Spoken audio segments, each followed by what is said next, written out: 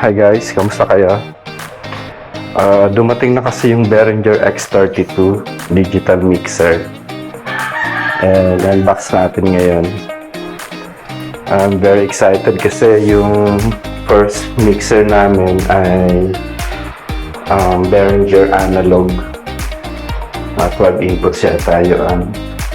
And eto na, nandito na kami sa digital mixer and we are excited na magamit ito sa mga events namin, especially sa mga medyo malalaking event like full band or mga events na kailangan ng maraming inputs.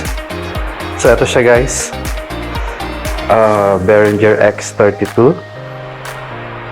I-unbox natin, samahan niyo ako.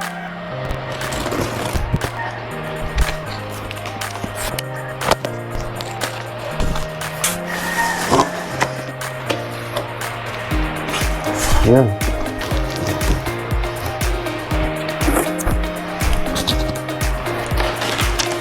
Okay.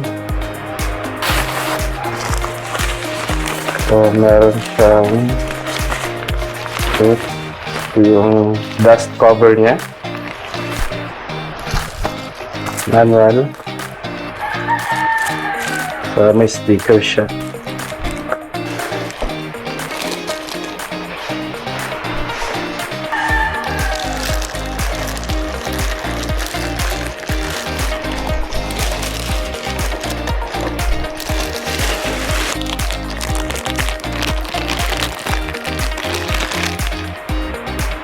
So, buksan na natin guys. Andito sa likod yung power on niya. Ayun. All good. Ka-open na siya guys. And saka na natin to guys i-check. But I'm very happy. Napakaganda. Hindi ko pa siya naaral. Sabay-sabay natin itong aralin guys.